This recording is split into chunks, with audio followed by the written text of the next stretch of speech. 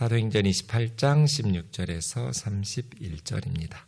우리 한 절씩 교독하겠습니다. 우리가 로마에 들어가니 바울에게는 자기를 지키는 한 군인과 함께 따로 있게 허락하더라. 사흘 후에 바울이 유대인 중 높은 사람들을 청하여 그들이 모인 후에 이르되, 여러분 형제들아, 내가 이스라엘 백성이나 우리 조상의 관습을 배척한 일이 없는데 예루살렘에서 로마인의 손에 죄수로 내준 바 되었으니 로마인은 나를 신문하여 죽일 죄목이 없으므로 석방하려 하였으나 유대인들이 반대하기로 내가 마지못하여 가이사에게 상소하며 내 민족을 고발하려는 것이 아니니라. 이러므로 너희를 보고 함께 이야기하려고 청하였으니 이스라엘의 소망으로 말미암아 내가 이 쇠사슬에 매인 바 되었노라. 그들이 이르되, 우리가 유대에서 내게 대한 편지도 받은 일이 없고 또 형제 중 누가 와서 내게 대하여 좋지 못한 것을 전하든지 이야기한 일도 없느니라. 이에 우리가 너의 사상이 어떠한가 듣고자 하니 이 파에 대하여는 어디서든지 반대를 받는 줄 알기 때문이라 하더라. 그들이 날짜를 정하고 그가 유숙하는 집에 많이 오니 바울이 아침부터 저녁까지 강론하여 하나님의 나라를 증언하고 모세 율법과 선지자의 말을 가지고 예수에 대하여 권하더라. 그 말을 믿는 사람도 있고 믿지 아니하는 사람도 있어 서로 맞지 아니하여 흩어질 때 바울이 한 말로 이르되, 성령이 선지자 이사야를 통하여 너희 조상들에게 말씀하신 것이 옳도다.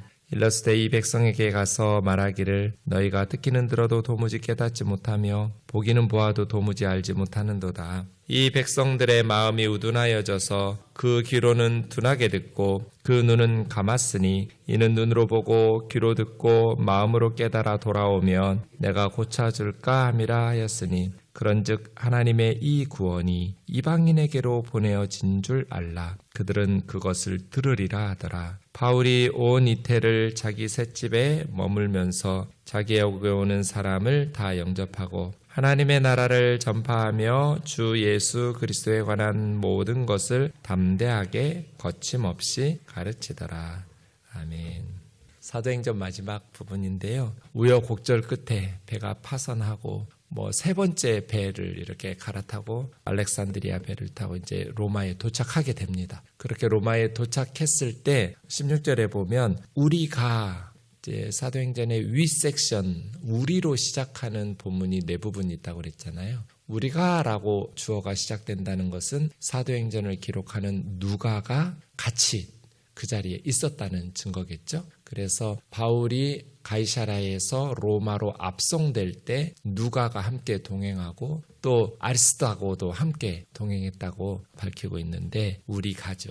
바울만이 아니라 누가도 또 아리스도하고도 로마에 함께 도착하게 됩니다. 바울에게는 죄수 여러 명이 같이 갔었어요. 그런데 바울에게는 특별히 자기를 지키는 한 군인과 함께 따로 있게 이렇게 기록하고 있습니다. 30절에 보면 셋집에서 이태 동안, 그러니까 그 영내의 감옥이 아니라 가택연금 상태, 물론 이제 전셋집이니까 값을 지불해야겠죠, 바울이. 하지만 감옥에 있는 것보다는 훨씬 더 자유롭게 로마에서 생활할 수 있었을 겁니다. 자기를 지키는 군인과 함께, 이 말은 로마 법이 죄수의 손목과 간수가 서로 이렇게 쇠사슬로 한 줄씩 묶어놓고 있는 거예요. 도망가면 안 되니까. 이렇게 따로 전셋집에서 살게 하지만 한 사람씩 간수들이 돌아가면서 했겠죠. 바울에게 바울의 오른손을 묶고 이렇게 지키고 있는 군사 간수들이 있었다. 이렇게 기록하고 있습니다. 이 간수들은 참 복되죠. 누구보다도 가까이서 바울의 복음을 들었을 테니까요. 바울이 말씀을 가르치고 복음을 전하는 것을 이 간수들, 군인들이 이렇게 옆에서 지켰을 겁니다. 이렇게 바울에게 호의를 주었던 것은 아마도 심각한 범죄를 저지르지도 않았고 또 로마를 위협할 만한 위험한 그러한 죄수도 아니거니와 그를 호송했던 백부장 율리오가 아마 긍정적으로 호의적으로 보고를 했을 것이고 바울 때문에 죄수들도 자기들이 다 살았으니까요. 그리고 베스도 총독도 이렇게 편지를 써서 주었을 때 바울에 대해서는 호의적인 그러한 조서를 써서 주었기 때문에 바울이 이렇게 좀 더 자유로운 상태에서 로마에서 머물러 있었을 것 같습니다. 17절에 이제 로마에 도착한 지 사흘 후에 여독이 다 풀렸을지 충분한 시간은 아니겠지만 어쨌든 사울 후에 유대인 중 높은 사람을 초청합니다. 바울이. 자기가 나갈 수는 없으니까요. 셋집으로 유대인의 높은 사람들을 초대해서 18장에 보면 이제 클라우디우 칙령에 49년 클라우디우스 황제가 로마에 사는 모든 유대인들을 추방시켰잖아요. 근데 그 클라우디우스가 54년에 죽어요. 그리고 네로 황제로 황제가 바뀌어요. 그래서 로마에서 추방당했던 유대인들이 그래서 고린도에서 브리스길라 아굴라 부부 집에 원래는 로마에 살고 있는 본도 출신의 유대인이었는데 로마에서 고린도로 옮겨서 바울이 아굴라 집에 취직해가지고 장막을 만들면서 고린도 선교를 하잖아요. 근데 이제 54년에 클라우디우스 황제가 죽으면서 로마에서 유대인들이 추방했다라는 그런 칙령이 이제 말소돼요. 그래서 다시 로마로 유대인들이 들어가서 살게 되었고 바울은 이제 그 유대인들 중에 높은 사람들을 초청해서 여러분 형제들아 15절에서 형제들은 크리스찬들을 의미하고 이 17절의 형제들은 유대인들을 의미하겠죠. 내가 이스라엘 백성이나 우리 조상 관습을 배척한 일이 없는데 바울은 율법이나 규례에 대해서 배척한 적이 없죠. 예루살렘에서 로마인들의 손에 죄수로 내준 바 되었으니 로마 사람들은 나에게서 죄를 찾지 못해서 석방해 주려고 했는데 벨릭스 총독도 그랬고 베스도 총독도 그랬고 석방하려고 했죠. 그런데 유대인들이 반대해서 유대인들은 바울을 석방하는 것들을 반대했고 또 바울은 죽여야 된다고 살려둬서는 안 될 자라고 그렇게 암살하려는 음모들도 많았기 때문에 내가 부득불 무의미한 죽음을 당해서는 안 되니까 로마 황제에게 가이사에게 마지못해서 상소한 것이지 우리 민족을 고발하려고 한 것이 아니다. 우리 이스라엘 민족에 대해서 무슨 증오심을 가지고 우리 민족의 죄와 허물을 로마에 고발하면서 우리 민족에게 해를 끼치려고 내가 이렇게 상소한 것은 아니다. 이러함으로 너희를 보고 함께 이야기하려고 초청했으니 이스라엘의 소망이 뭐예요? 메시아를 통해서 이스라엘과 온 세상을 구원하시며 회복하시겠다고 말씀하신 하나님의 약속이죠. 그 이스라엘의 소망이 예수 그리스도 안에서 성취됨은 예수 그리스도 안에서 성취된 메시아의 소망, 하나님께서 주신 약속의 성취, 이것에 대해서 이야기하려고 불렀습니다. 내가 이 쇠사슬에 이 소망 때문에 메인 바 되었는데 내가 우리 이스라엘 민족을 해하려고 또 무슨 고발하려고 상소한 것이 아닙니다.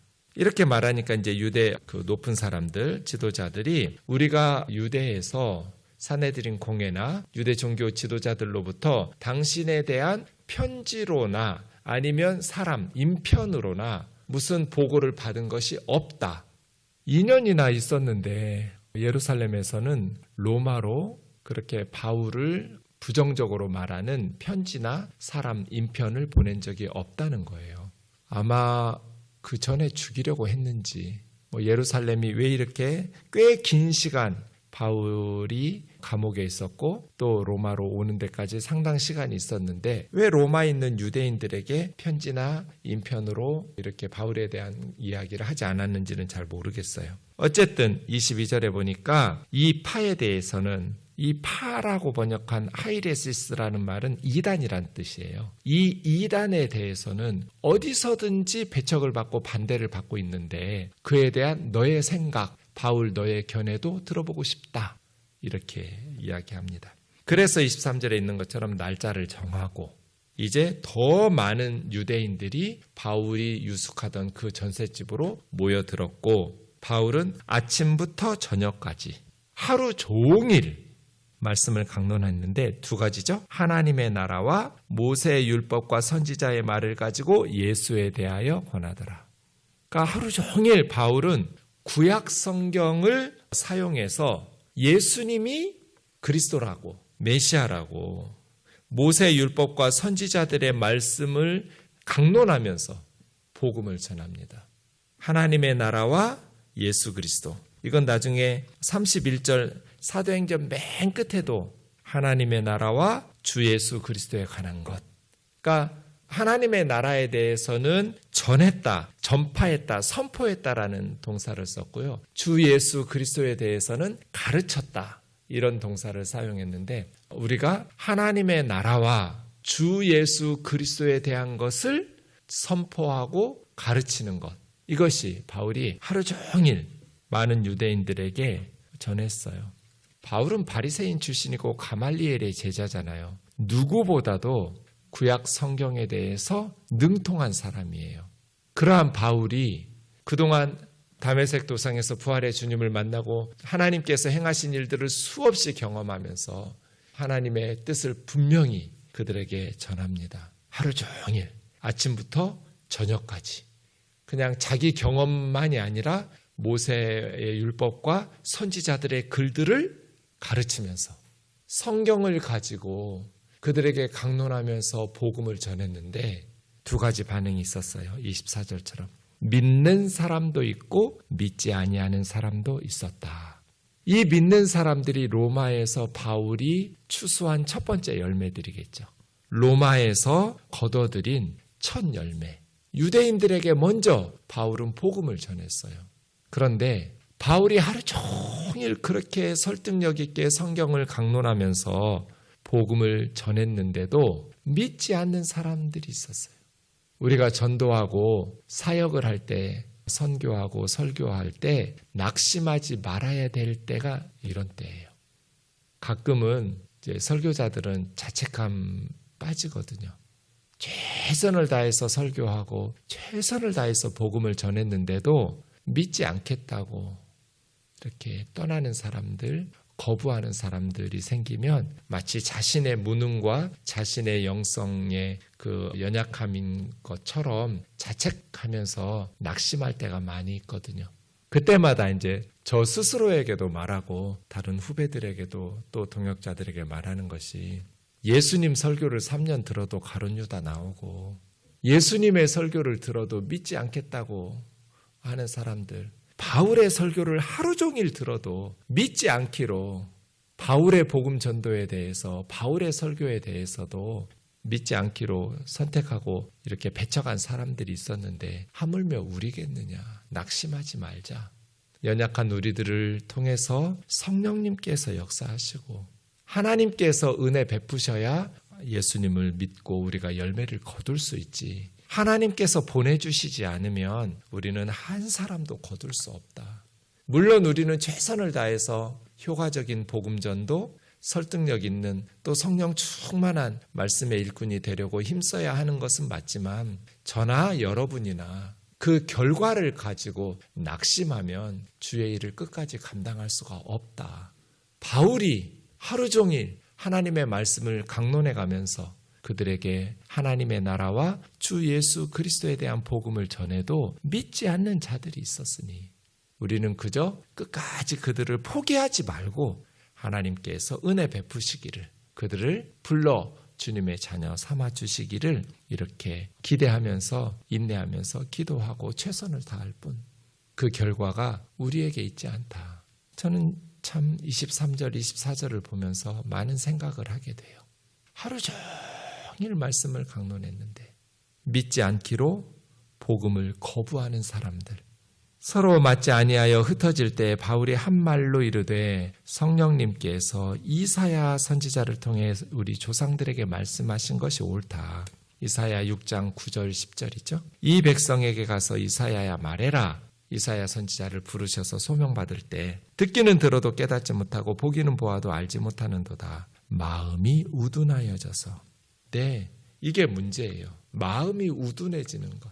하나님의 말씀을 들어도 이 우둔해졌다는 것은 원문으로 보면 두꺼워졌다, 이런 뜻이거든요. 마음이 두꺼워져서 도무지 하나님 말씀에 반응을 하지 않아요. 무뎌져가지고 자기 생각대로 살아버리는 거죠.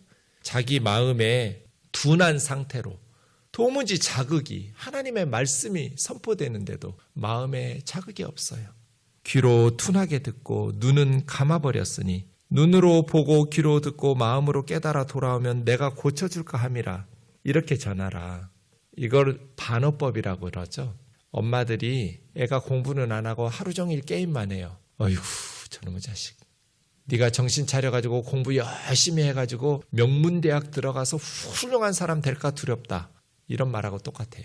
하나님께서 정말 이스라엘 백성들이 눈으로 보고 귀로 듣고 마음으로 깨닫고 회개하고 돌아오면 하나님께서 고쳐줘야 하잖아요. 심판이 아니라 용서와 회복을 베푸셔야 되잖아요. 이럴 게 두렵고 그것이 걱정되셨으면 이사야 선지자를 안 보내죠. 그냥 가만 놔두면 심판 받을 텐데 선지자를 보내시면서 야, 내가 걱정이 된다. 너희들이 듣고 보고 마음으로 깨닫고 회개하고 돌아오면 내가 너희를 고쳐줘야 되니까 내가 그런 상황을 만날까 봐 걱정스럽네. 이렇게 말씀하신 건 반어법이에요. 제발 정신 차리라는 뜻이에요. 와, 우리 아들 정신 차려서 공부 열심히 해가지고 명문대학 가가지고 훌륭한 사람 될까 봐 엄마가 걱정되네. 그 말하고 똑같은 말이라고요.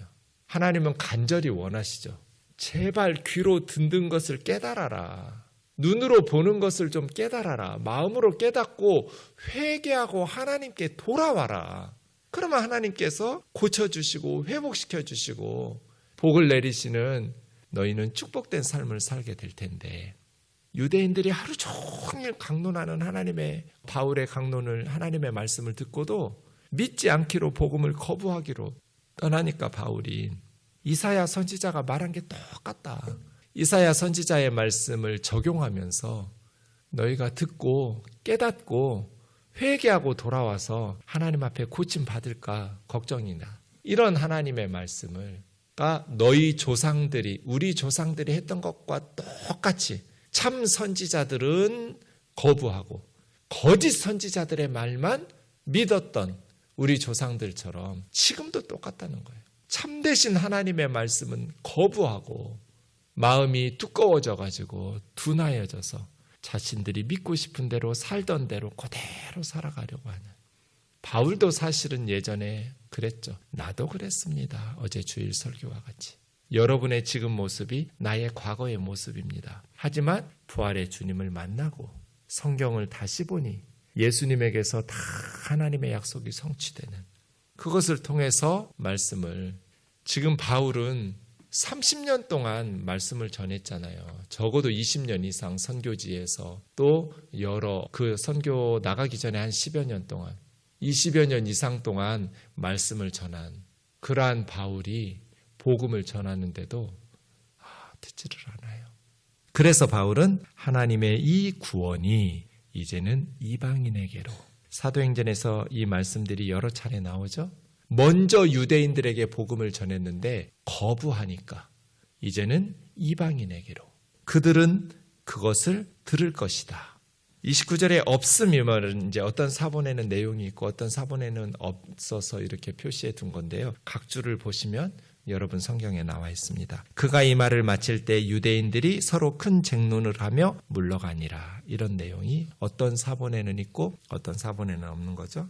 바울이 온 이태를 61년에서 63년 정도 사이였을 것 같아요. 이때 바울이 로마 감옥에 있었고 이때 복음을 전하는데 자기 셋집에서 오는 사람들은 다 이방인들에게만 복음 전한 거 아니에요? 유대인들에게도 이방인들에게도 또 시위대 안의 모든 간수들에게도 또 황실에게까지 복음을 전하면서 이때 또 옥중서신 성경도 썼죠. 성경 4권을 썼어요. 에베소, 빌립보, 골로새, 빌레몬서 이렇게 4권의 성경을 기록한 시기이기도 하고 바울 서신들 보면 이제 이 감옥에서 이태 후에 풀려나서 다시 복음을 전하다가 다시 2차 체포돼서 로마에서 순교당한 것처럼 보여져요. 어쨌든 사도행전은 하나님의 나라를 전파하고 주 예수 그리스도를 가르치는데 담대하게 거침없이 이 두 단어로 원어로 보면 끝납니다. 담대하게 이 말은 기탄 없이 담대하게 거침없이 이 말은 거치는 것이 없이 방해되는 것 또 가로막는 걸림돌이 없이 방해받지 않고 이런 뜻입니다. 복음은 담대하고 거침없이 담대하고 거침없이 온 열방을 향해서 전파되어야 할 것입니다. 비록 복음을 전하는 주의 종들은 가둬둘 수 있지만 이 복음을 감옥에 가둬둘 수는 없습니다. 담대하고 거침없이 이 복음이 계속해서 지금도 온 열방을 향해서 행진해야 되고 사도행전은 이렇게 마무리되지만 사도행전 29장의 역사는 우리들이 계속 써나가야겠죠. 담대하게 거침없이 이 복음이 행진할 수 있기를 사모하고 또 기도하면서 하나님의 나라를 전파하고 주 예수 그리스도를 가르치는 우리의 시대적 사명을 다하는 저와 여러분 되기를 주의 이름으로 축원합니다. 기도하겠습니다. 존귀하신 하나님 아버지, 군인들의 감시는 있었지만 로마의 셋집에서 바울은 하나님의 나라를 전파하고 주 예수 그리스도를 가르치기를 담대하게 거침없이 감당하고 있었습니다. 비록 우리가 죄수의 몸으로 억울하게 갇히기도 하고 세상에서 많은 역경과 시련을 당하기도 하지만 하나님의 복음은 온 열방을 향해서 담대하고 거침없이 전파되어지기를 우리가 이 일에 함께 동역하며 쓰임받는 믿음 생활을 할 수 있기를 간절히 기도합니다. 우리 웅현동 교회가 이 하나님의 나라를 전파하며 우리 주 예수 그리스도를 가르치는 이 사역을 낙심하지 아니하고 주님 오시는 그날까지 잘 감당할 수 있는 교회가 되게 하여 주옵소서. 예수님의 이름으로 기도하옵나이다. 아멘.